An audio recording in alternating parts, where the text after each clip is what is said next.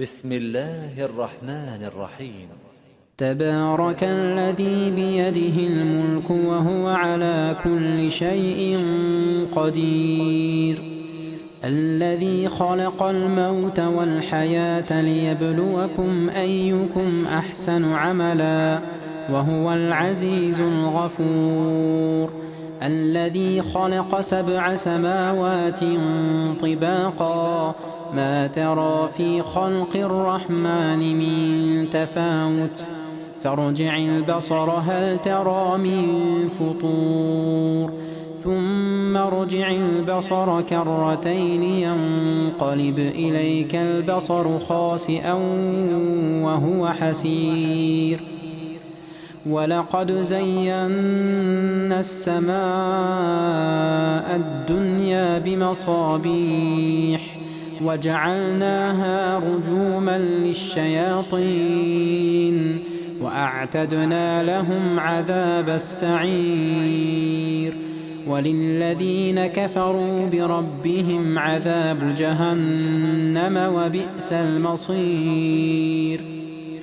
إذا ألقوا فيها سمعوا لها شهيقا وهي تفور تكاد تميز من الغيظ كلما ألقي فيها فوج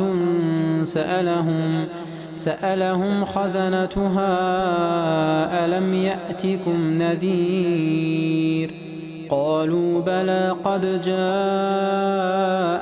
نذير فكذبنا وقلنا ما نزل الله من شيء إن أنتم إلا في ضلال كبير. وقالوا لو كنا نسمع أو نعقل ما كنا في أصحاب السعير فاعترفوا بذنبهم فسحقا لأصحاب السعير. إن الذين يخشون ربهم بالغيب لهم مغفرة وأجر كبير. وأسروا قولكم أو اجهروا به إنه عليم بذات الصدور. ألا يعلم من خلق وهو اللطيف الخبير. هو الذي جعل لكم الأرض ذلولا فامشوا في مناكبها وكلوا من رزقه وإليه النشور. أأمنتم من في السماء أن يخسف بكم الأرض فإذا هي تمور أم أمنتم من في السماء أن يرسل عليكم حاصبا فستعلمون كيف نذير. ولقد كذب الذين من قبلهم فكيف كان نكير. أولم يروا إلى الطير فوقهم صافات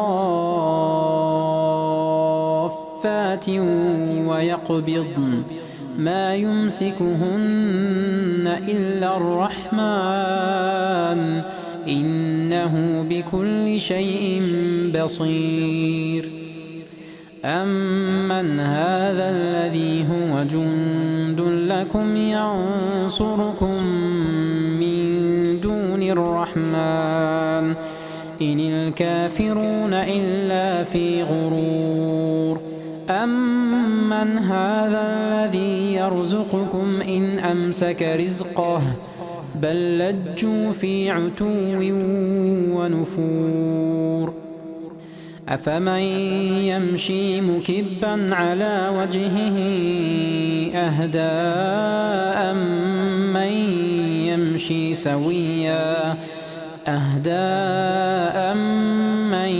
يمشي سويا على صراط مستقيم. قل هو الذي أنشأكم وجعل لكم السمع والأبصار والأفئدة قليلا ما تشكرون